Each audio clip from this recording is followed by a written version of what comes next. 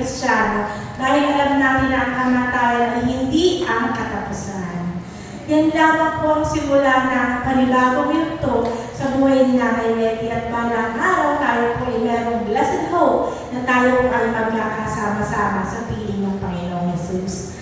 Ang isang napakagandang bagay po sa buhay ni Nanay Letty, iniukol po niya ang kanyang oras sa Panginoon.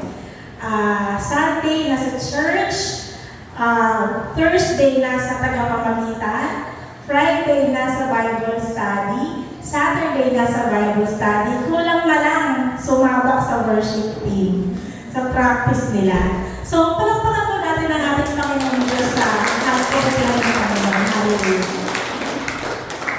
Amen. Hallelujah. So, pagkamat tayo po ay nalulungkot, we will offer prayers of comfort sa ating mga kapatid. Kasi ang namayapa po ay wala ng problema. Ang namayapa po ay relax na, chill na, at nag-aantay na lang po siya sa muling pagtawag ng Panginoon sa trumpeta. Ang tunay po nahihirapan ay yung mga naiiwan. That's why we isama po natin sa ating panalangin si Tatay Joe, si Nanay Mirna, maging ang mga anak po ni Nanay Letty. But the Lord is so good. Ito po, alam niyo po, this is just fitting po no, para sa atin pong topic ngayong umaga. Kasi wala na, parang ganito ba tayo?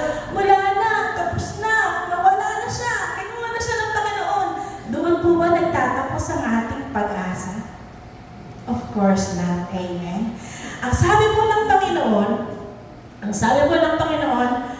remember the former things of old, for I am God. There is no other God like me. I am God, and there is none like me. Inulit pa niya. Declaring the end from the beginning. And from ancient times, things that are not yet done, saying, my counsel shall stand, and I will do my pleasure. Alam niyo po, yung simula po na ginawa ng Panginoon ng mundo, hanggang sa katapusan po nito, nakaplano na. Amen? Ang buhay ng bawat isa, simula nung tinahi niya sa sinapupunan ng ating ina, nakaplano na rin. Ang simula at ang katapusan. That is why we have that comfort na may plano ang Panginoon. And true, it is true. Lahat ng mga bagay na meron tayo ay maglalaho. Lahat ng mga bagay na pinapahalagahan natin, for sure, balang araw mawawala. But one thing is for sure, the plan of the Lord, His Word, His Son, His Kingdom will be eternal and forever. Yun po ang atin pong pinanghahawakan. Ngayon, ang isa pong napakaganda sa Panginoon, hindi po siya kumikilos na nanggugulat siya. Ang sabi po ng Panginoon, in Amos chapter 3, verse 7 to 8, surely the Lord God does nothing unless He reveals His secrets to His servants, the prophets. Hindi gumagawa ang Panginoon ng mga bagay-bagay sa buhay at sa mundo na hindi siya nagbigay ng babala, na hindi siya nagbigay ng mga paalala, ng mga ehemplo, ng reference at ng susundan natin. Ang sabi ng Panginoon, a lion has roared, who will not fear? The Lord God has spoken, who can but prophesy? So kapag nangusap ang Panginoon at alam mo na ito ay mensahe ng Panginoon, hindi mo po pwedeng hindi sasabihin sa mga tao. Dahil ang udyok ng banal na Espiritu ay ipaalam mo ang kalooban ng Panginoon. So, napakabuti po ng Panginoon. Kaya po, ang mga ganitong bagay, ang kamatayan, ang katapusan ng mundo, ang mga bighati, alam natin na parte ng plano ng Panginoon. Because the Lord has a plan. Now, yun po ang kagandahan kung ikaw po ay Kristiyano na nagsasaliksik ng kalooban ng Panginoon. Hindi kayong isang Kristiyano na pupunta sa church para makapag-church and then done. Kapag itinanong sa'yo kung anong pinag-usapan kanina, nakalimutan mo. Kasi hindi mo talaga pinakinggan, hindi mo inaral. Ang gusto po ng Panginoon, kapag narinig mo ang mensahe ngayong umaga, pagdating mo sa bahay, pag-aralan mo.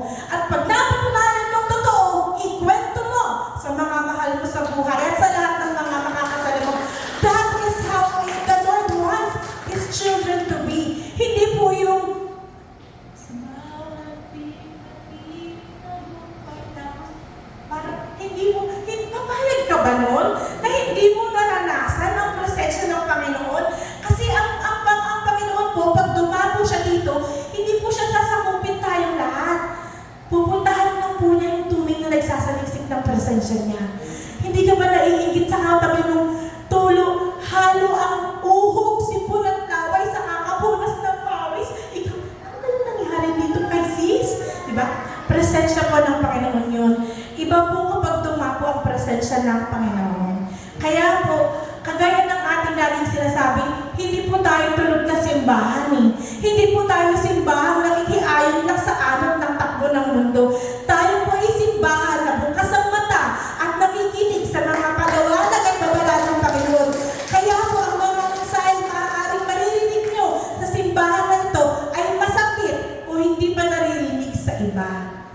Sa Diyos lamang po ang parangal at papuri. Ang ating pong pag-uusapan ngayong umaga na to ay nagmula po sa libro ng 1 Thessalonians chapter 4 verse 17. Atin pong basahin. Then we who are alive and remain shall be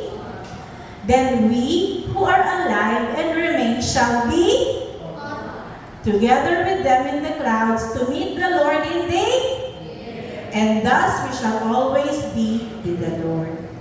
Gusto ko pong samahan niyo po ako sa isang maigsing panalangin. And I want you, Lord, I want you all to pray for this message, pray for this service. Dahil hindi po madali ang mensahe na ito, hindi po ito popular, and for the first time po in 9 years, ngayon ko lang po talaga siya, ngayon lang po binuo ng Panginoon sa puso ko ang mensahe na ito. Kaya po, tayo po ay yumuko at humingi ng gabay ng Panginoon. Father God, salamat po sa mensahe mo ngayong umaga, Panginoon. Ama, inaamin po namin ang aming mga karumihan at ang aming mga kasalanan, Panginoon. Tunay kang dakila, tunay kang mapagmahal, kaya po kami po'y lumalapit sa iyo tumingi ng kapatawaran, O God, sa lahat ng aming mga kasalanan. Ama, hinihingi po namin ang banal mong Espiritu ngayong umaga, Lord God, na dumapo sa bawat isa, manahan, Lord. Ama, buksan mo po ang aming puso, buksan mo po ang aming isip, O God. Ikaw po ang magpaliwanag ng salita mo, Lord. Father God, magnify your name. Jesus, exalt the Father. Hallelujah. Ama, kayo po ang maitanghal, kayo po ang maihayag, kayo po ang madakila, ang kabutihan mo ang malaman, at wala nang ibahugan. Itago mo po ang bawat isa, Lord, sa inyong likuran, Panginoon, ang mga anak mong nagsasaliksik ng inyong katotohanan ngayong umaga. Be with us, Father. Hallelujah.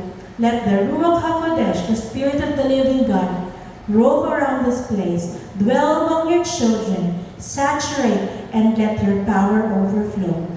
Ama, winawasak po namin ang lahat ng gawa ng kalaban, Lord, na maghihinder o pipigil sa pagkakaunawa namin sa inyong salita, Lord.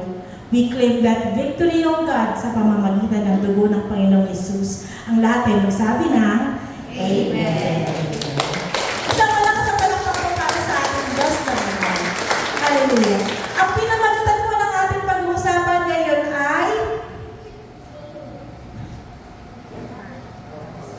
pakisabi niya po. Pakisabi niya po ulit, malakas? Harpazo. Harpazo po ang pag-uusapan natin ngayon. Narinig niyo na po ba ang harpazo? Hindi pa. Sino nang nakarinig ng harpazo? Harpazo, amen. Praise God. So, ang harpazo po, ang pupuntahan natin ngayon is the who, the what, the where, the when, the why, and the how. Oh, harpazo. Ganyan po ba kayo? Maraming tanong. Yung kapag may narinig, hindi mo lang basta tatanggapin. Hindi mo lang basta kukunin, tapos hindi mo pag-aaralan. Dapat ang matalinong tao, ang matalinong anak ng Diyos, bakit? Ba't saan? Saan galing yan? Kanino galing? Para kanino? Hindi po ba? Yung makulit, hindi po ba? Kasi yun po ang nag-iisip, hindi yung, okay, harpazo. Pwede natin naiintindihan, di ba? So, unahin natin, what is harpazo? Ang sabi po ng mga tao, wala naman po ang harpazo sa Biblia.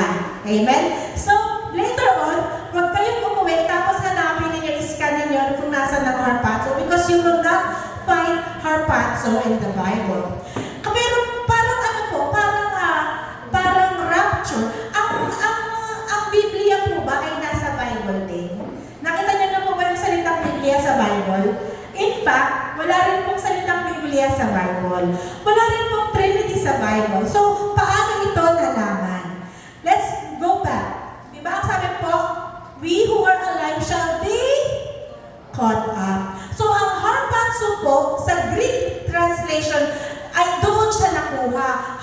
harpazo in Greek. At sa Latin translation naman po, it's rapturo.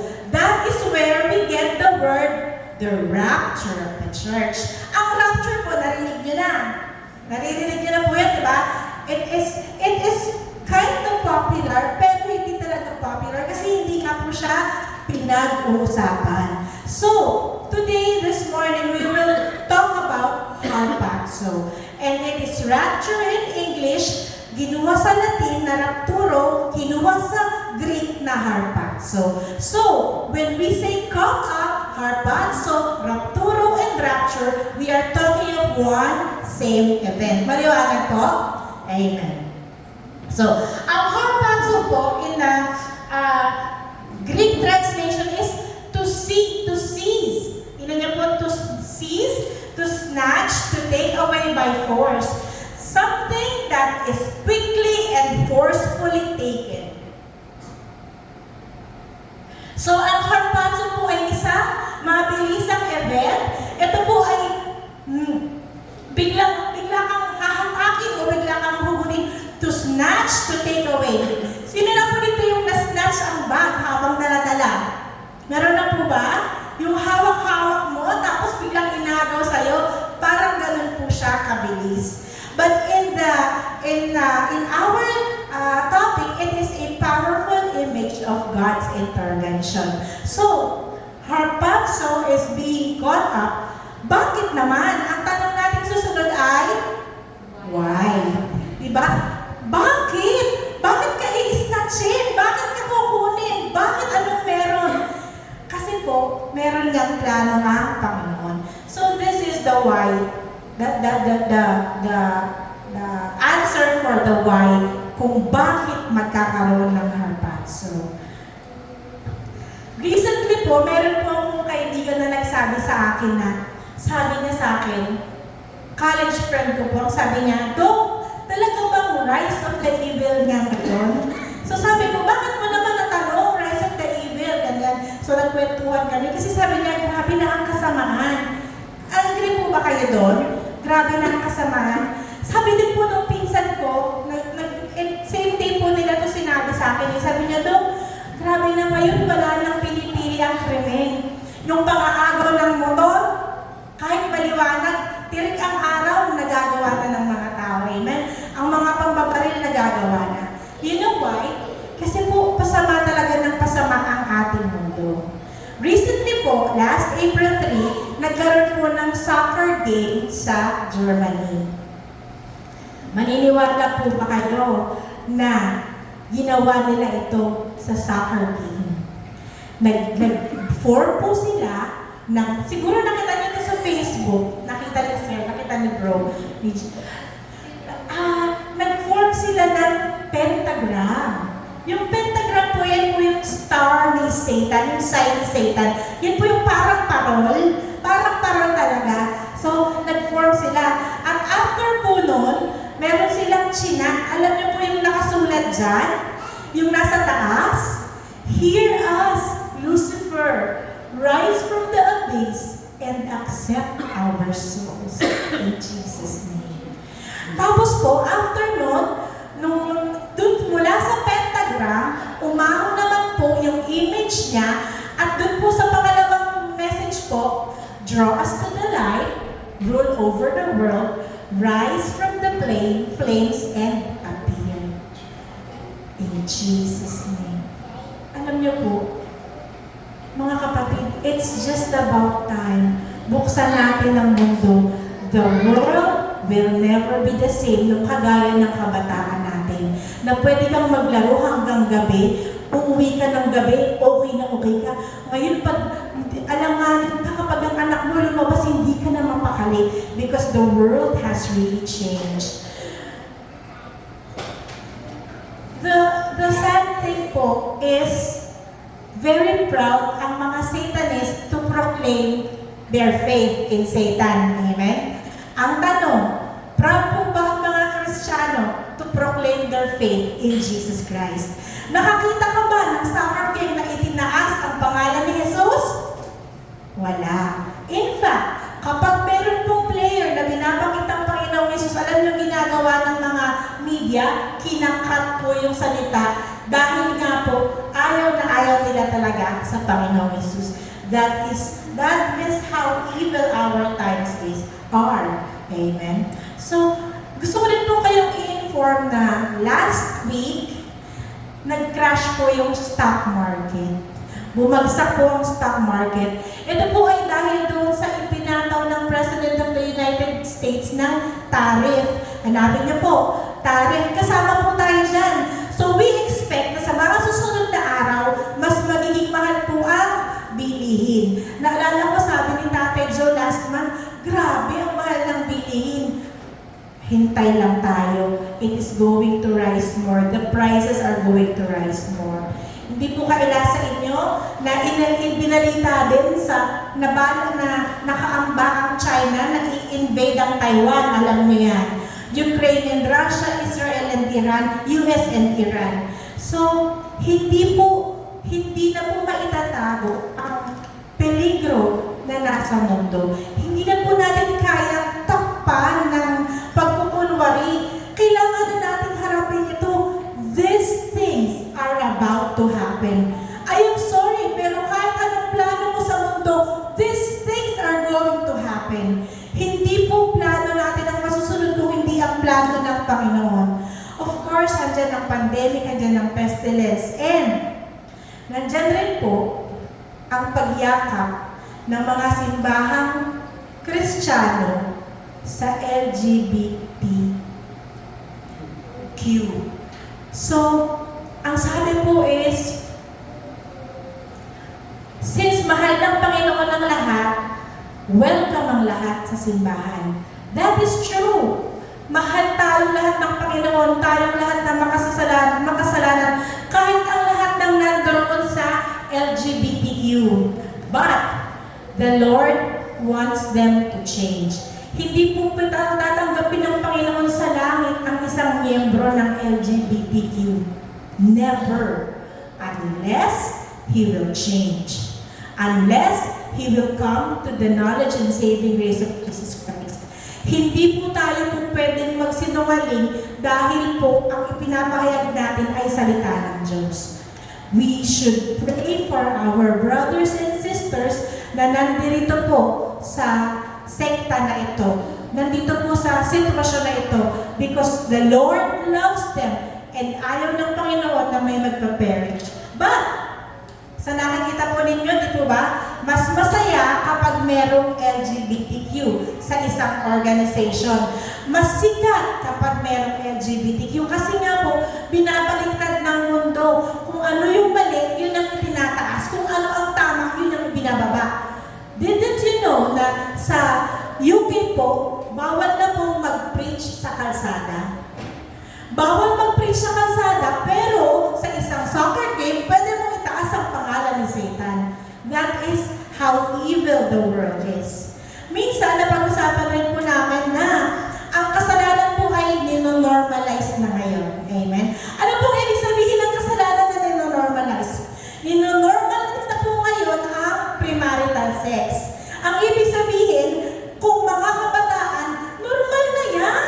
Ano pa ba naman ang problema mo? Nabubuhay ka doon sa unang panahon. Pero ang kasalanan ay kasalanan eh. Kahit anong gawin natin. Nino-normalize ng mundo ang paninigarilyo kasi sosyal. Nino-normalize ng mundo ang pag-inom kasi cool. Pero ang kasalanan, kahit gaano mo itaas at gaano mo pasikatin, kasalanan pa rin. At sa harapan ng Panginoon, yaan ay kanyang wawasakin. At kung yan ay daladala natin, damay tayong mawawasak kasama ng mga kasalanan na yan. Hindi plano ng Panginoon na tayo ay parusahan. Hindi plano ng Panginoon. This is why the Lord created rapture or harpazo. Kasi po ganito. So, granting na tayo po ay mga tunay na anak ng Diyos, mga tunay na Kristiyano, ang sabi ng Panginoon, God did not appoint us to wrath. Hindi tayo ginawa ng Panginoon para wasakin. We were not made for that if we have Jesus Christ in our lives. But to obtain salvation from the Lord, whether awake or asleep. so which we should be live together with Him. Kasi po, bumaba ang Panginoon, for God did not send His Son into the world to condemn the world, but the world through Him might be saved. Sino na po dito yung nakatanggap sa Panginoon, itaas ang kamay? Sino na po dito yung meron tunay na relationship sa Panginoon, itaas ang kamay? Sino po dito yung namumuhay ng kalugod-lugod sa Panginoon? It is the Lord, it is between the Lord and with us. Si Lord po ang nakakalam. We, as preachers, will never be the judge. Kami man po ay i-judge ng Panginoon sa aming mga ginagawa. But we are messengers. And we cannot take away. Hindi namin pwedeng bawasan o dagdagan ang sinasabi ng Panginoon because the Lord will not tolerate that. Amen? Ang pangako ng Panginoon, dahil nga po sa ganitong kaguluhan ng mundo, the Lord has a promise for us. Ang sabi niya, dahil ikaw anak, you have kept my command to persevere, I will keep you from the hour of trial. Iingatan kita sa araw ng pagsubok. Itatago kita sa araw na nagbabagsakan na ang mga bomba sa mundong ito. Because why? You have kept my command to persevere. Isinapuso mo ang mga utos ko. Hindi mo ako sinuway. Lumakad ka sa kaliwanagan ko. I will take care of you. The question is, are we walking in the light of God para masabi natin that someday we will be caught up? Because the Lord has already planned everything. We are citizens of heaven. True born-again church is our citizens of heaven. Ano ang description? Ito yung mga anak niya eagerly nag-aantay sa Kanya when He will transform our lowly bodies to our glorified body. Sasabihin siguro nila, ano naman ang proof mo na may ganyan talaga? Aside from, sige, meron ka ng Greek word, Latin word, fine. Ang sabi ng Panginoon, walang bago sa ibabaw ng mundo. Amen? Ang lahat ay nangyari na at ang mga mangyayari pa sa susunod ay nangyari na rin. Kagaya po ng pagkakataon na ginjudge ang Sodom at Gomorrah. Basahin po natin in 2 Peter chapter 2 verses 5 to 9. Dahil sa kasalanan ng tao noong unang panahon, dahil rin sa kasalanan ng tao sa kasalukuyang panahon, ginunaw ng Diyos ang daigdig sa pamamagitan ng baha sa panahon nino? Sa panahon ni Noah. Wala siyang iniligtas maliban kay Noe na nangaral tungkol sa matuwid na pamumuhay at ang 7 niyang kasama. You know what? The problem with people, ayaw po nila ng pangaral ng matuwid na pamumuhay. Gusto lang po ng tao marinig, I am blessed, I am favored, I am loved, I am accepted. Hindi ko na kailangan itama ang bawat mali sa buhay ko because the Lord is good. Tingnan po ninyo, ang iniligtas lamang ng Panginoon sa panahon ni Noe ay 8. Sinumpa at tinupok ng Diyos ang mga lungsod sa Sodoma at Gomorrah upang maging babala sa masasama tungkol na sa kanilang kasasapitan. Ngunit iniligtas ng Diyos si Lot, isang taong matuwid na lubhang nababagabang ng mga kahalayang ginagawa ng masasama noong panahon niya.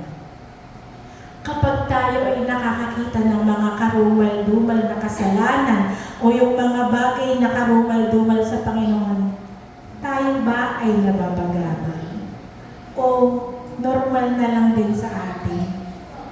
Umaayon ba ang espiritu mo sa mga nakikita mo? Yan ba yung gusto mong kalakhan ng anak mo? Yung ganitong mga klase yung mga ganitong sitwasyon ng mundo?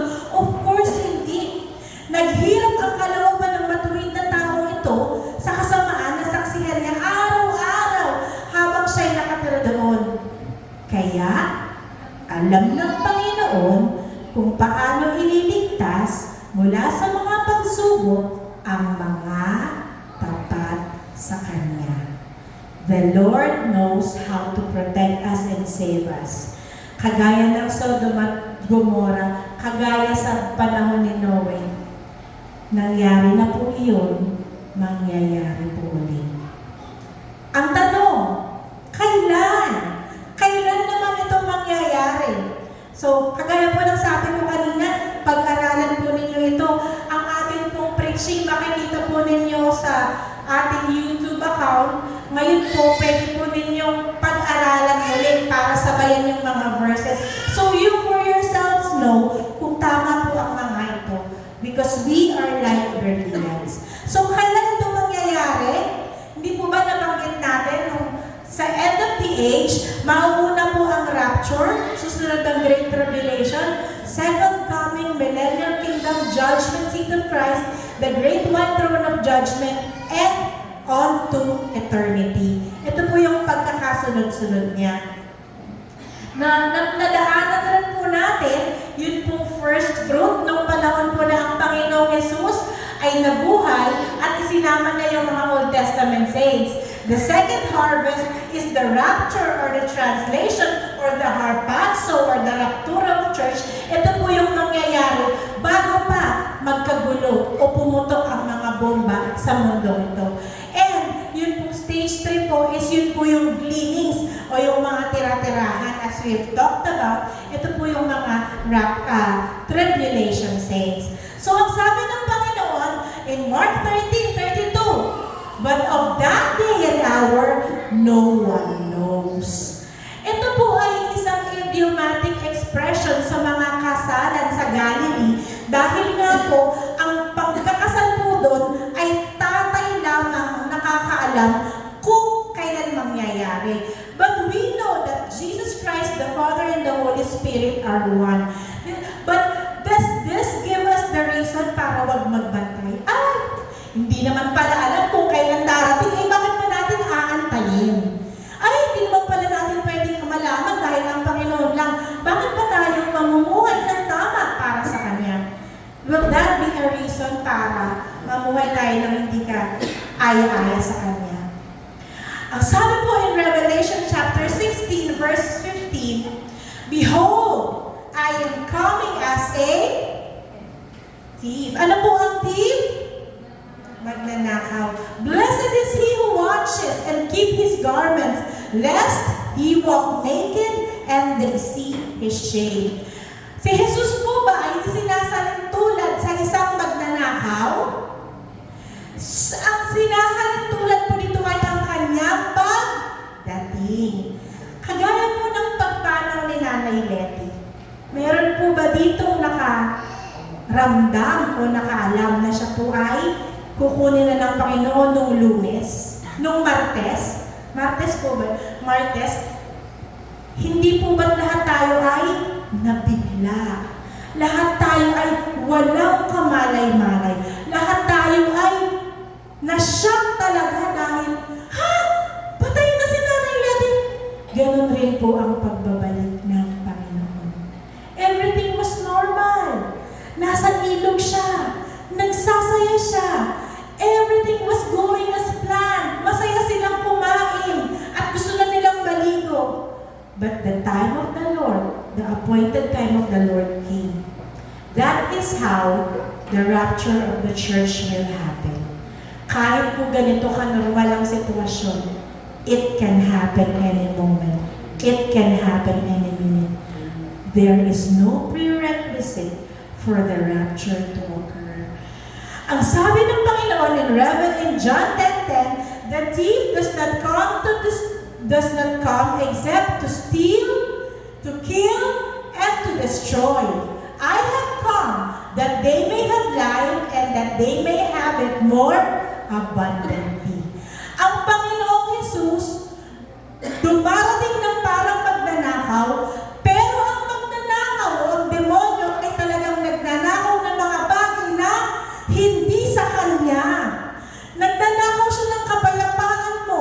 Nagnanakaw siya ng kalusugan mo. Nagnanakaw siya ng pinansyal mo. Nagnanakaw siya ng kaligayahan mo. He steals what is not His. But the Lord Jesus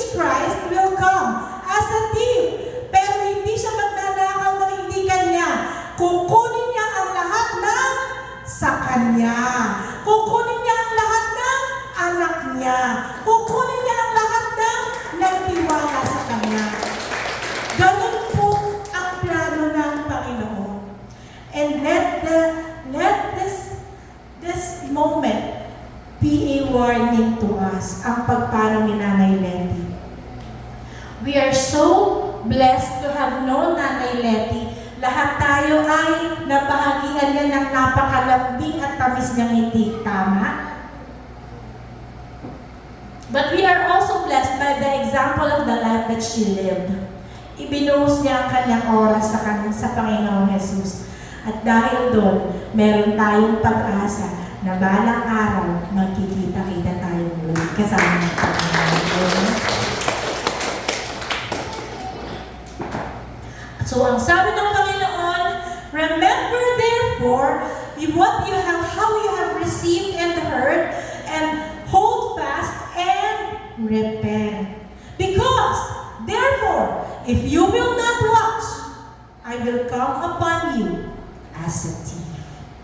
Kung hindi ka magbabantay sa pagbabalik ng Panginoon, darating siya na parang magnanakaw. So, para lamang po itong isang bahay na may gwardya lagi, di po ba? Kung ikaw nakagwardya ka, so ang magnanakaw, hindi ka magugulat kasi kaluskus pa lang. Alam mo na, tahol pa lang ng aso, gets mo na, may ibang tao, sandali, check ko. Pero, kung hindi tayo nagbabantay, talagang tayo ay dadapuan ito na walang kamalay-malay. Kung hindi tayo nagbabantay, hindi tayo namumuhay ayon sa... Kasi ang kagustuhan ng Panginoon is magbantay tayo. If you will not watch, I will come upon you as a thief. You will not know what hour I will come upon you. Baliktarin natin. If you will watch, I will not come upon you as a thief. Kung ikaw ay magbabantay, hindi ako darating na parang magnanakaw at malalaman mo kung anong oras ako darating. Yun po ang napakagandang paalala ng Panginoon. Kasi ang sabi niya, you brethren, you are not in darkness, that this day should overtake you as a thief. Wala ka na sa kadiliman, anak. Itinakwil mo na ang kasalanan. Iniwan mo na ang mga bagay na kasuklap-suklap sa akin. Ikaw ay namumuhay ayon sa kaliwanagan ko. That is why you have the light of Jesus Christ in your life. Kaya pagdating ng araw na yon, hindi ka magugulat. Sinisigurado ko sa iyo, hindi ka magugulat unless makakapagbigay ka pa ng babala sa mga kasamaan mo na hindi pa nakakaalam. Kailangan po, hindi lang sa preacher nanggagaling ang ganitong mensahe. Kailangan po nanggagaling ito sa lahat ng Kristiyano na natunay at nagbabantay sa pagbabalik ng Panginoon. Hindi tayo anak ng kadiliman, anak tayo ng liwanag, because we are waiting for His Son from heaven, whom He raised from the dead, even Jesus, who delivers us from the wrath to come. There has always been the plan. There's always been that love story. There's always this message of the Bible. This world, ang mundong kinakalagyan natin, is destined for judgment. But Jesus Christ came so that we may know Him at tayo ay maliligtas, so hindi tayo babagsakan ng judgment or wrath. Wrath is about to come upon this world. Kailangan natin gumising. Kailangan natin mapukaw ang damdamin. Kung tayo ay tumanggap sa Panginoon, kung tayo ay nag-church, kung tayo ay nagbibigay sa church, at kung tayo man ay nag-share ng message niya, but may mga bagay ang Panginoon sa buhay natin na hindi kalugod-lugod sa Kanya, hindi pa rin tayo pwedeng tawaging anak niya. Mga kapatid, hindi po ako nagmamalinis dahil ako man po ay may kasalanan at ako man po ay nagsusumamo sa Panginoon na ako ay ginising araw-araw. Pero ang kasalanan ay kasalanan, bali-balik na rin man natin. At hindi po tinatanggap sa langit ang kasalanan. Ang church po ay, ang tunay na simbahan po ay ginawa ng Panginoon para magpagaling sa mga may sakit. Ang tunay na simbahan po ay ginawa ng Panginoon para po i-lead ang mga tao sa daan patungo sa Panginoon. Hindi po ito ginawa para utuin ng tao na mahal ka ng Panginoon, hindi mo kailangan magsisi, hindi mo kailangan tumalikod sa kasalanan kasi okay ka na. You are loved as you are. Nakakatakot po ang ganung mga turo. Kailangan po mag-ingat po tayo. Kasi po, makapal po ang pangluloko sa mundo nito. Amen. So pupunta po tayo ngayon sa where? Saan ito mangyayari? Ang rapture, ang being caught up, ang harpat. So saan ito mangyayari? Ang sabi ng Panginoon in 1 Thessalonians chapter 4, verses 16 to 17, for the Lord Himself, napakadalang po sa Bible na sinasabi niyang siya mismo. For the Lord Himself will descend from heaven. Siya mismo ay bababa mula sa langit na may boses na malakas na trompeta ng Diyos at ang mga and the dead in Christ will rise first. This is di po ba nung pumakit ang Panginoon sa langit, ang mga dead in Christ o mga patay sa pananampalataya sa Panginoon ay umakyat kasama niya. Sa second harvest po, ang mga unang namatay, kagaya ni Nanay Letty, ay unang bubuhayin ng Panginoon. Pagkatapos, susundan po ng mga nananatiling buhay na sumusunod sa Panginoon, and we shall be caught up together with God in the Lord to meet the Lord in the clouds in the air. And thus, we shall always be with the Lord. Are you having a hard time understanding and believing what you are hearing? Bakit ang pagkamatay ng Panginoong Yesus at kanyang pagbuwang kabuhay pinapaniwalaan natin? Pero ang rapture na nasa Biblia rin ay hindi natin mapaniwalaan, ni hindi maituro sa ibang simbahan dahil nakakatakot raw po. When in fact, ito po ang pinaka-glorious na araw na inaantay natin lahat. Dahil po papalitan ng Panginoon ang lahat ng mga katawang may sakit. Wala ng karamdaman, wala ng luha, wala ng kasawian.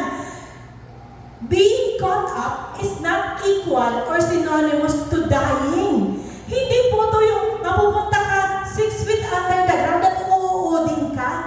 Kasi yun po ang iniisip ng maraming tao.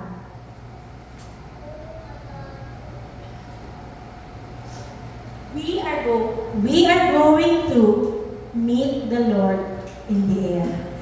Daratnan mo po ang Panginoon kasi sabi diba, the Lord Himself shall come down sa clouds, mula sa langit, siya'y bababa, at tayo naman po, kumbaga po parang halfway, diba? Ano tayo? Halfway tayo, meet tayo halfway. Hindi po tayo aakyat all the way up to heaven, hindi siya bababa all the way up sa lupa. Siya po ay bababa mula sa langit, bababa sa ulap, ang mga tao po, mga tunay na anak niya ay aakyat naman sa alapaap. And thus, we shall always be with the Lord. Ang sabi po in John 14:3, if I go and prepare a place for you, I will come again and receive you to myself, that where I am, there you may also be. Pinangako ng Panginoon na siya po ay gumagawa ng maraming mansion. In my Father's house are many mansions. Mga kapatid, nagsinungaling na po ba sa inyo ang Panginoon? Nagpatunayan na po ba ninyong may mga salita siyang hindi totoo? Hindi po ba sa ating lakad Kristiyano mas napapatunayan natin ang katotohanan at ang reliability ng kanyang salita, hindi po ba? Na sa pagdaan ng ating paglago, mas napapatunayan natin na, Lord, totoo pala talaga lahat. Grabe ka talaga, Lord, nakaka-inlove ka talaga. Hindi po nagsisinungaling ang Panginoon. Kapag sinabi niya na meron siyang isang lugar na inihahanda para sa kanyang mga anak, babalik siyang muli at tatanggapin tayo. Siya mismo ang tatanggap. At simula nun, hindi na tayo magkakahiwalay kailanman. Amen. Isang malakas na palakpak po para sa ating Panginoon. Next question is, ano na yung mga natanong natin? Ano bang kulang? How? Very good. How? Very good si Ivan. How? So, paano? Paano? Ang sagot natin, paano? It is going to be in a moment, in the twinkling of an eye, at the last trumpet, for the trumpet will sound, and the dead will be raised incorruptible, and we shall be changed. Amen? So, in a moment, ito po yung, ano, kumurap nga po kayo? Kumurap kayo? Gandahan nyo? Kurap. Tama-tama, inaantok ako. Yung kurap. Alam mo yung kurap na yan, ang sabi mo ng Panginoon, mas maiksi pa dyan. Kasi po, yung pagkurap po, yung moment or instant, tingnan po ha, moment or instant, it is called atomos. Ito po yung related sa atom o atomic bomb. Ito po yung hindi siya mahahati. So sa sobrang liit ng panahon ngayon, hindi siya mahahati. So ito po yung time na bubuhayin. Anong plano ng Panginoon? Ang sabi po niya, tingnan po natin. In 1 Corinthians chapter 15 verse 42, ito po yung plano mga kapatid. Kung kayo po ay hindi nasisiyahan sa katawan ninyo, natatabahan kayo sa sarili niyo, ito na yung pag-asa natin na umayos ang katawan natin. Ayaw ko palakpakan, ako ang palakpak eh. Kung may sakit ka, ito na yung pag-asa mo na mawawala ang lahat ng sakit mo. Kung ang dami mong problema sa buhay, ito na yung pagkakataon mo na lahat ng sakit at karamdaman ng puso ay mawawala na. Amen? So it's also the resurrection of the dead. The body is sown in corruption. Ito po yung corrupted body.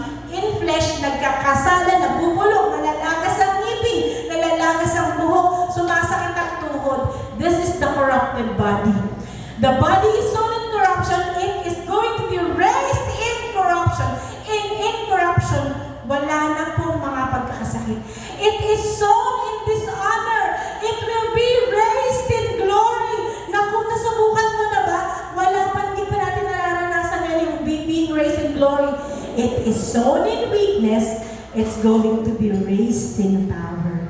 Yun pong mga mahina, ugod-ugod, thunders. Yung mga mabagal na umakyat ng jeep, masakit eh. Nagagalit yung mga kasamahan. We will be raised in power. It is sown a natural body. It is raised a spiritual body. Naalala po ninyo na naituro po sa atin minsan that we are a tripartite being. Body, soul, and spirit. And so it is written, the first man, Adam, became a living being, and the last Adam became a life-giving spirit. Tayo po ay naging tao dahil sa first Adam. Sino po si first Adam? Si Adan. Naging tao tayo dahil kay Adan kasi po siya ang ninuno natin. But the last Adam, who is Jesus Christ, became a life-giving spirit. If we are still sons of Adam, tayo po ay tunay na pupunta sa impyerno because we are corrupted. But the last Adam became a life-giving spirit. Napunin po sa Panginoon. Sige po, palakpakan mo ang Panginoon. So, gusto ko pong ipaalam sa inyo na hindi kamatayan ang period ng buhay natin. We are eternal beings. Nung ipinanganak ka, you are destined to live for eternity. We are destined. Ha? Talaga? Kahit hindi ako sumamba sa Panginoon, eternal being pa rin ako? Yes! You will still be an eternal being, but you will be eternal being in hell.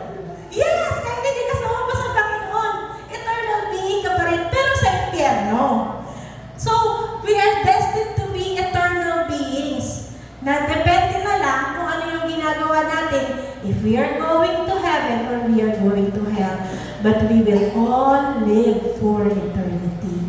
At ang eternity po ay napakahabang panahon para tayo ay magkamali. Kasi po pag nasa eternity na tayo in hell, wala na pong pag-asa. Gusto ko pong ipakita sa inyo, hindi man po siguro, just pakilakasan ng volume ha, hindi man po siguro accurate, but still at least we have a glimpse of what is about to happen.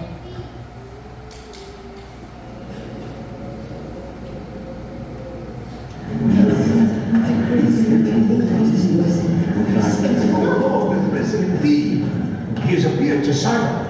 We didn't recognize him. Not on the road, but when he got the rain, then we knew. As in Wales. How strange he should go there.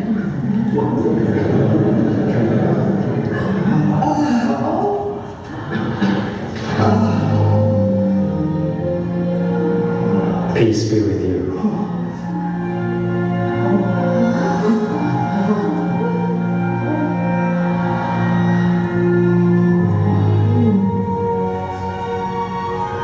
Why are you troubled? Why are these doubts coming up in your minds? Look at my hands and my feet, and see that it is I myself. Feel me, and you will know. For a spirit has not flesh and bones, as you see I have. These are the very things I spoke to you about while I was still with you. That everything written about me in the law of Moses, and the writings of the prophets and the Psalms had to come true. This is what is written. The Messiah must suffer, and rise from the dead on the third day. And in his name, the message of repentance and the forgiveness of sins must be preached to all nations, beginning in Jerusalem. You are witnesses of these things. And I myself bring the promise of my Father upon you. But you must wait in the city until the power from above comes down upon you. Amen. Amen. Sige po, palakpakan natin ang Panginoon. Ito po pala ay hindi yung ina-expect kong video. So, ito po yung itsura. So, kasi ganito po, no? Ano ba ang ehemplo natin ng resurrected body? Siyempre, resurrected body ni Jesus Christ. So, kung ano po yung ginagawa ng Panginoong Jesus, yun rin po ang ina-expect na gagawin natin. Like, in Luke 24, verse 36 to 43, di po ba? Ang sabi niya no, nung siya ay nag-appear, peace be to you. Pero natakot ang mga disciples, ano po, ang sabi niya, bakit kayo natatakot? Hawakan ninyo ang kamay ko. So kapag po tayo ay resurrected body, pwedeng mahawakan ang katawan natin. We can still feel. Ang sabi po ng Panginoon, handle me, hawakan niyo ako and see. For a spirit that does have not flesh, but you see flesh and bones as you see I have. So, kung tayo po ay namatay at bubuhayin muli ng Panginoon, o buhay at dadalhin ng Panginoon sa alapaap, we will have our body. Meron pa pong ginawa ang Panginoon. Ang sabi niya, have you any food here? Maghanap po ng pagkain ng Panginoon. Pwede pong kumain ang glorified body. Ang advantage na po, hindi tataba. Pwede kumain ng kumain, pero hindi tataba. Exciting yan, di ba? Hindi ko nakakalalahanin yung hindi ko magkasyang pantalon. Kasi hindi, tinawag kumain. And he took it and ate it in their presence. Also, in Luke 24, verse 31, ang sabi po, he vanished from their sight. Ang glorified body ng Panginoon, nagpapas sa mga pader, nagpapas sa mga bundok. Ganon din po tayo, once our body is glorified, tayo rin po ay makakadaan sa mga pader. Kagaya nito, ang sabi nito ba, when the doors were shut, where the disciples were assembled, ibig sabihin, sinigurado ng Panginoon na makikita natin ng detalye, sarado ang pinto. Sarado ang pinto. But Jesus came and stood in the midst face of them. So, ang glorified body po ay kumakain, nahahawakan at nararamdaman, nakakalipad o nakakapunta sa iba't ibang lugar in an instant, at nakakatraverse po sa mga harang. We are not bound by time or by hindrances anymore. Yun po ang glorified body. So the last question is, ano pa yung question na hindi natin na itatanong? Who? Very good, very alert. Who? Para kanino, para sino ang susunduin niya? The answer, who or for whom will he come back? Who is the question? And the answer will be in Luke 17:34 to 37. I tell you, in that night, there will be two men in one bed. Ito po ay hindi homosexual relationship, ha? Kasi po tinatawag din ng Panginoon na men ang mga babae.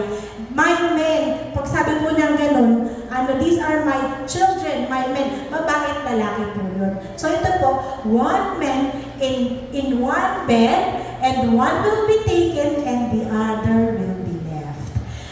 Ito po ay litrato ng nasa bahay na mga tao. Two women will be grinding together, the one will be taken and the other left. Ito naman po ay litrato ng mga nasa trabaho. Nasa trabaho. The one will be taken and the other left. And they answered and said to him, "Where, Lord? Saan?" So he said to them, "Wherever the body is, there the eagles will be gathered." Ito po ang paliwanag na kung nasaan ang Panginoong Hesus. Di po ba, ang mga buwitre po ay mahilig kumain ng mga patay na laman. So ito po yung explanation niya na ang ibig niyang sabihin ay kung nasaan ang Panginoong Hesus na sinasabing katawan, nandoon din po ang mga eagles kasi po, doon niya po tayong igagather. Ito na po yung rapture or harpazo. So, again, ang sabi natin, it will be in an instant, in the moment, in the twinkling of an eye. Let's watch this video again. Pakilakasan ng Jess, please, ha?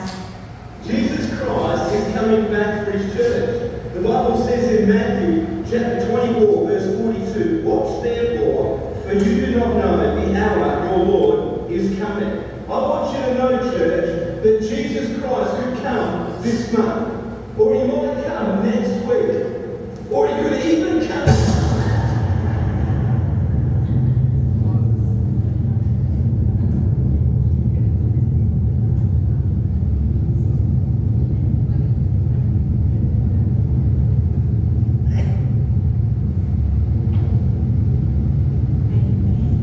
Palakpakan po natin ang Panginoon.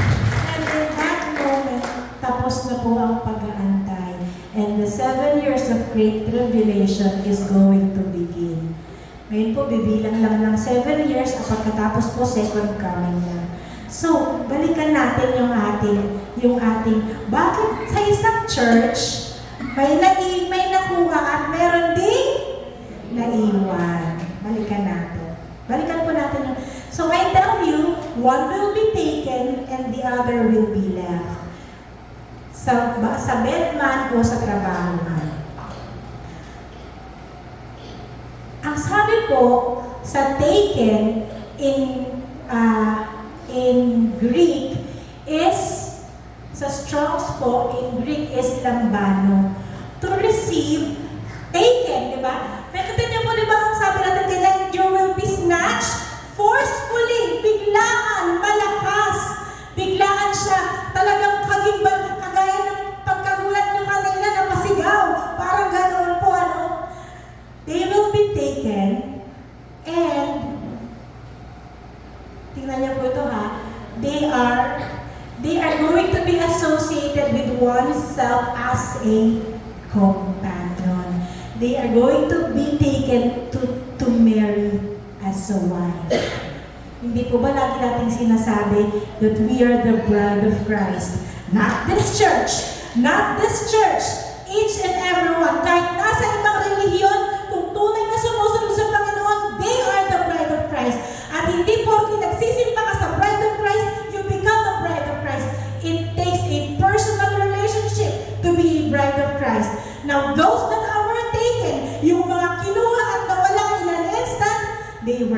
taken to be a companion so the Lord can have the wedding supper of the Lamb. Marriage is the key. Marriage is the secret. Moving forward, maalala po ninyo na sinabi natin, di po ba? Alala niyo po si Ruth at saka si Malion. Ano yung sabihin ng pangalan na Ruth?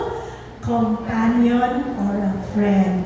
Anong ginawa ni Ruth? Siya po ay nagpatuloy sumama kay Naomi. She was taken as a companion and as a friend, symbolizing the church of God. The church, the people who will trust the power, who will follow Jesus Christ as their Lord and Savior. Isa pa pong bagay is darating ang Panginoon sa mga taong nag-aantay sa Kanya. Amen. Kasi po, ikaw naman po ba ay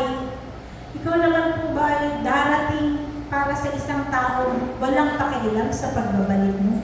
Siguro po kahit sino sa atin hindi po maganda ang pakiramdam kung hindi ka po welcome doon sa nag-aantay sa iyo. Amen.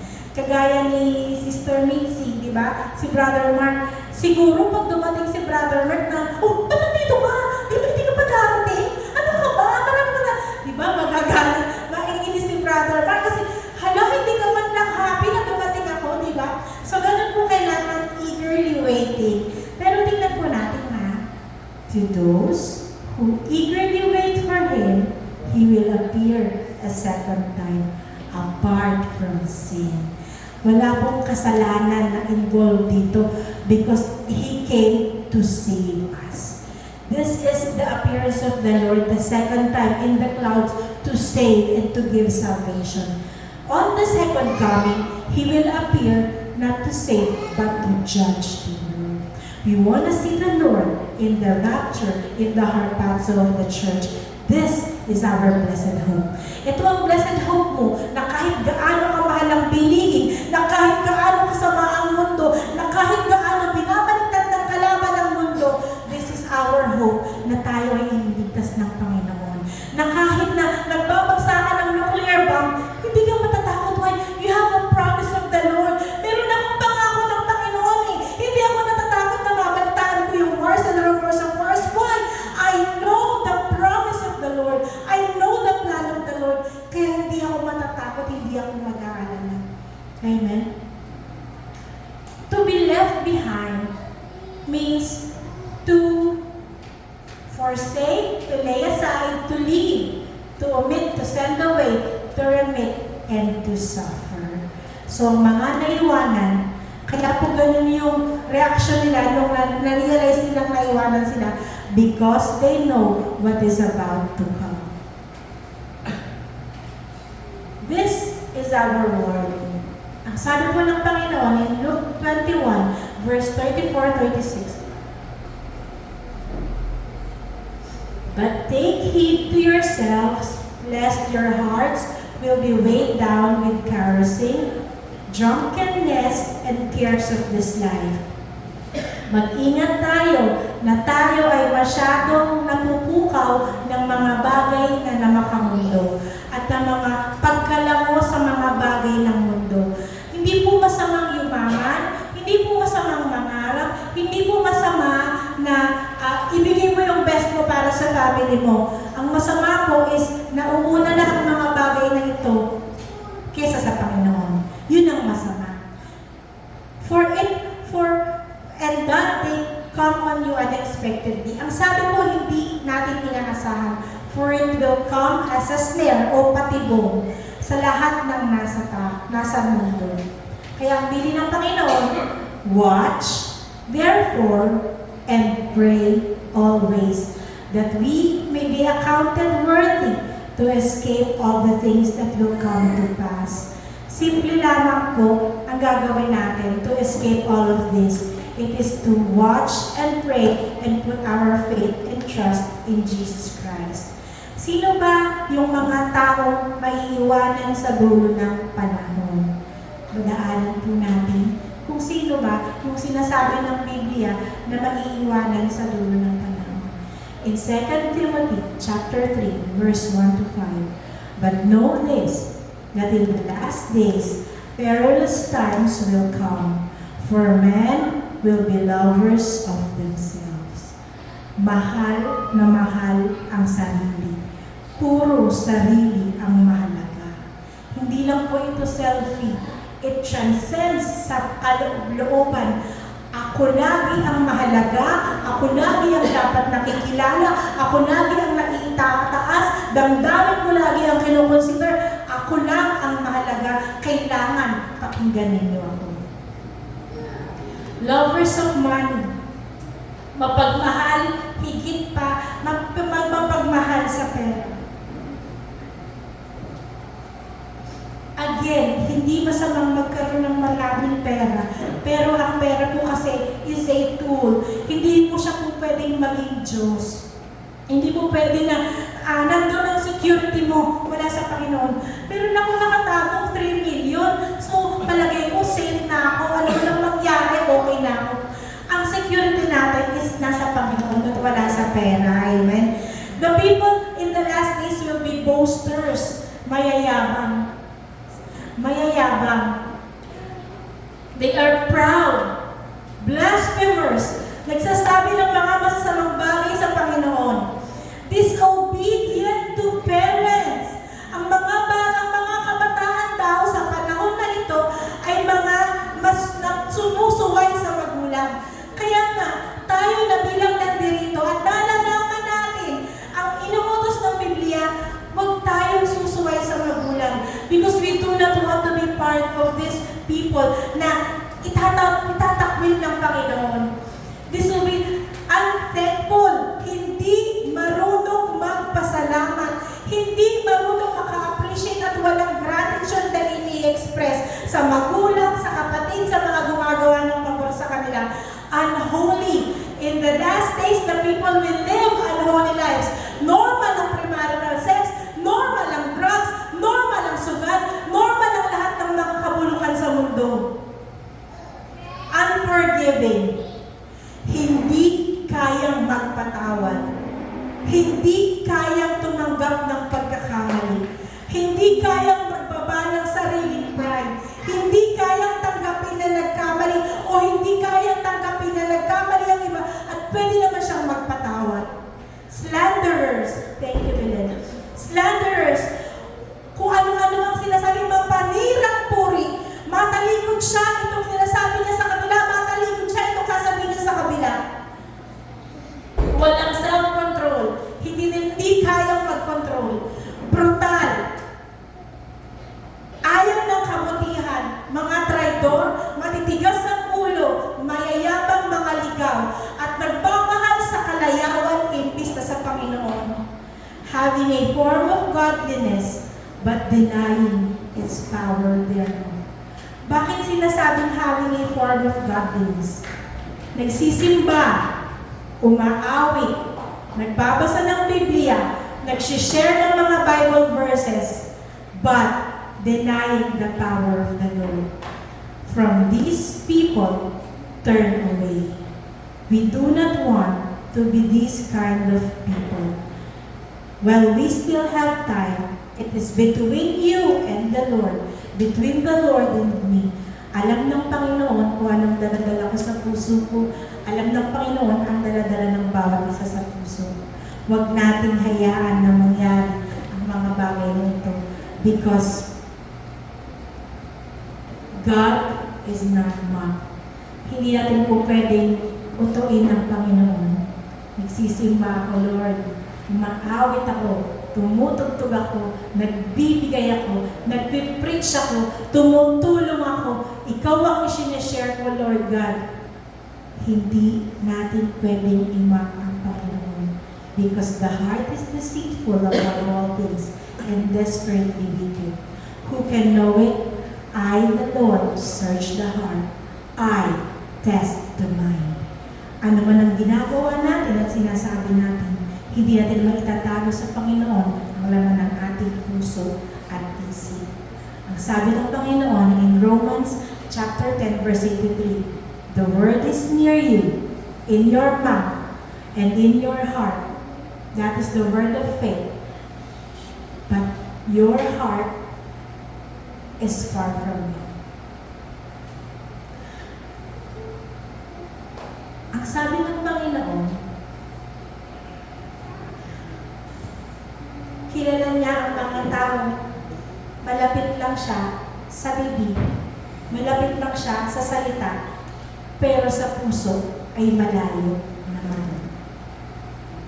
We cannot mock God. Right now, He can see through us. He can see who we are. Kagaya ng lagi nating sinasabi, mahalaga ang mga bagay na ginagawa mo kapag nakikita ka ng iba, pero mas mahalaga ang ginagawa mo kapag wala nang nakakakita. We cannot mock God. We may convince ourselves, our friends, our family, that we are for God and we are of God, but only the Lord will test the heart and test the mind. Ang sabi ng Panginoon, whoever calls on the name of the Lord shall be saved. Ito po ba yung sasabihin mo lang na, Lord, iligtas mo ako! Tinatanggap kita bilang Diyos na tagapagligtas! And then you will be saved. Ito po ba yung sinasabi ng Panginoon? Tingnan po natin yung translation ng call, whoever calls on, call on, to appeal unto, to invoke, or to put a surname. To put a surname. Ibig sabihin, kasal ka ba sa Panginoon? Hindi mo lang siya basta tinawag. Kagaya po ng Panginoon na, di ba, sabi na, di ba tayo po ay ikinasal sa Panginoon? Ngayon po, umalis ang Panginoon to go and prepare a place for us. Ngayon, habang iniwan niya yung kanyang bride, are you still carrying the surname of the Lord? Habang nakikipag-usap ka sa mga kaibigan mo, are you still carrying the surname of the Lord? Habang ginagawa mo yung trabaho mo, are you still carrying the surname of the Lord? Habang namumuhay ka sa mundo, iniingatan mo ba ang surname ng Panginoon, ang pangalan ng Panginoon kung saan ikinasal ka? Hindi lamang posibleng pangtawag sa pangalan ng Panginoon dahil marami na pong tumawag sa pangalan ng Panginoon. Calling upon the name of the Lord means carrying His name and living a holy life for Him. Brothers and sisters, it has always been about the wedding. It has always been about the plan of the Lord to get His bride one day before that chaos, that wrath will come. Ito po ay laging sa pagbabalik ng Panginoon. Minsan si brother niya po ay nagtrabaho sa abroad for how many years now? 10 years. Nagtrabaho siya sa abroad for 10 years. At one time, umuwi po siya ng Pilipinas pero hindi po niya pinaalam sa akin. Umuwi po siya ng Pilipinas, nasa bahay po ako nun eh. Tapos po tinawag ako ng nurse, sabi niya, may pasyente, emergency. Sabi ko, ayoko kasi may ginagawa ko, paantayin mo na lang, may oras naman, alas 12 na, alauna lang naman, babalik na ako.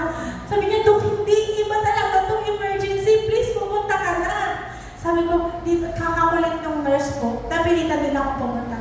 Pumunta po ako sa clinic, kasi pagdating ko sa clinic, meron pong nakahiga sa patient bed na nakatalokbong. Sabi ko, ano ba, patay na, magtinalokbongan niyo? Magpatay na. Tapos sabi ko, kamusta po, ano pong problema? Pagdating po, dahil ako siya, sabi ko, nagtagulat ako. Pero isipin ninyo kung ang reaction ko, hala, nandito ka! Ang dami pa natin mga bayaran! Ano ka bumalik na doon? Hindi pa ako ready! Diba? Anong nararamdaman ni brother? Kung gano'n, ano ka ba? Sinayang mo gano'n, diba? Iimbis na,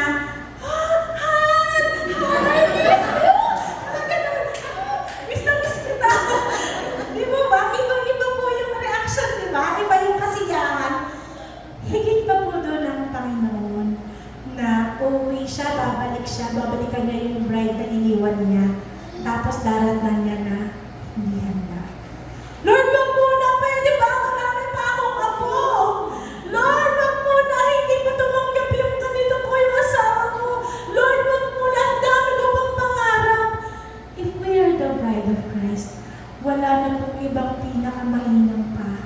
dumating ang oras ng Panginoon. Kasi nga po, hindi kamatayan ang pagbabalik ng Panginoong Jesus. That is the problem with the others. Akala nila it is the end period. No! It is just the beginning of a glorious life. Ngayon makakaranas tayo ng gloria na hindi pa natin nararanasan. Hindi na tayo magkakaroon ng inanakit. Hindi na tayo magkakaroon ng agam-agam. Wala nang masakit na buto. Nakakain mo ang masasarap na pagkain. Hindi ka tataba. Napakasarap nun. Di ba? Death is not the end. We are eternal beings. Yun ang kailangan natin maintindihan. And the Lord has a plan for us. Only for those who are living a righteous life according to the precepts of the Lord. Hallelujah. Tayo po ito na yan. Hallelujah. Matalayan natin. Napakadakila po ng Panginoon, di ba? Sige po, palakpakan mo po ang Panginoon Jesus. Grabe po kasi ang kanyang kabutihan.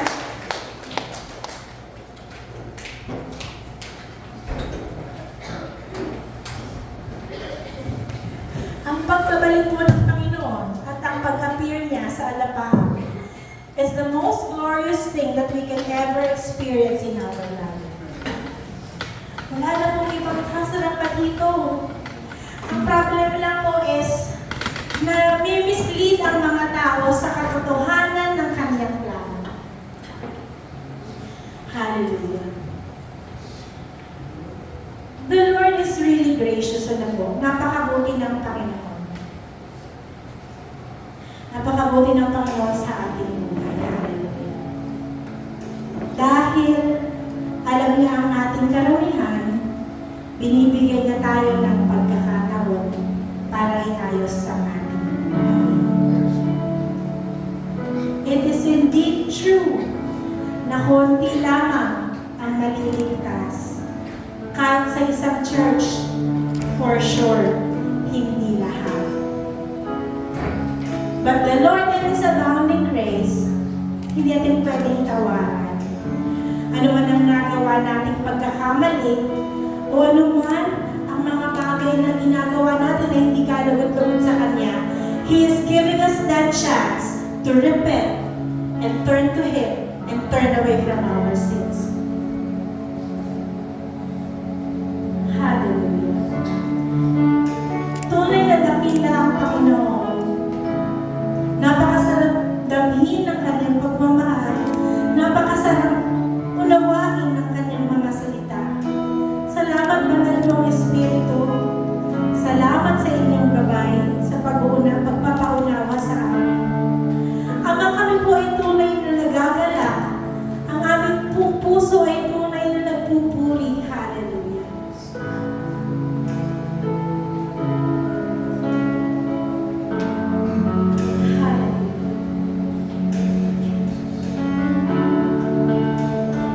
Kapatid, napagtanto mo na ba kung gaano ka mamahal ng Panginoon Jesus? Ito yung sa kabila ng karamihan at kasalanan natin lahat.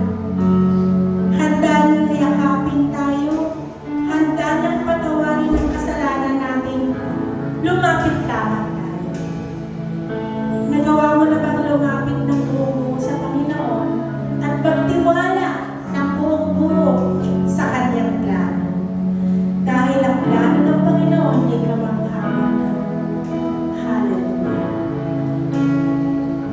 Tayo po'y muling tumawag dahil tunay na dakila. Ngayon po damhin natin na may kasamang pagpapasalamat, na may kasamang pagpupuri, na may kasamang pag-unawa, na ang pagsambang inaalay natin ay hindi sa tao, kung hindi sa Diyos na buhay ng mga pangyarihan sa buhay.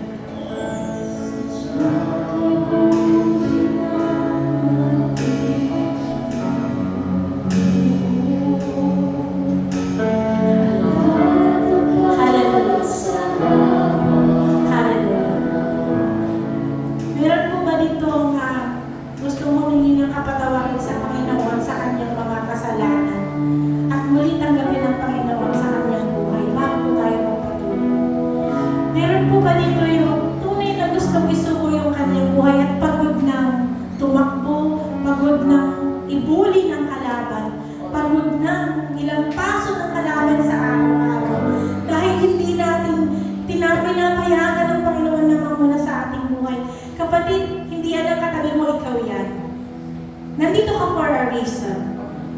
konti lang tayo. But the Lord is here, and that's what's most important. Hanggang kailan ka papayag na binubuli ng kalaban? Hanggang kailan ka papayag na naglalaro ka ng isip mo ng kalaban? Hanggang kailan ka papayag na nakakaramdam ng takot? Enough is enough. Jesus paid for all of your sins, for all of your sufferings. Samahan niyo po ako sa isang panalangin. Diyos sa mga makapangyarihan, salamat sa iyong pagmamahal. Inaamin ko na ako ay makasalanan. Naniniwala ako sa Panginoong Yesus. Nagmula sa langit, bumaba sa lupa, ipinako sa krus, namatay at nabuhay muli para sa aking kaligtasan. Ama, inaako at tinatanggap ko po ang kaligtasan ito mula sa Panginoong Yesus. Ang lahat ng aking pasanin, ang lahat ng mga balakid, at lahat ng problema ay inilalatag ko sa inyong harapan at tinatanggap ko ang Panginoong Yesus bilang aking Diyos at tagapagligtas. Hallelujah. Tayo po'y umangkat. Hallelujah. Ay buti ng ating Panginoon, magdadamag sa habang panahon. Maging sa kabila ng aking pagkukulang,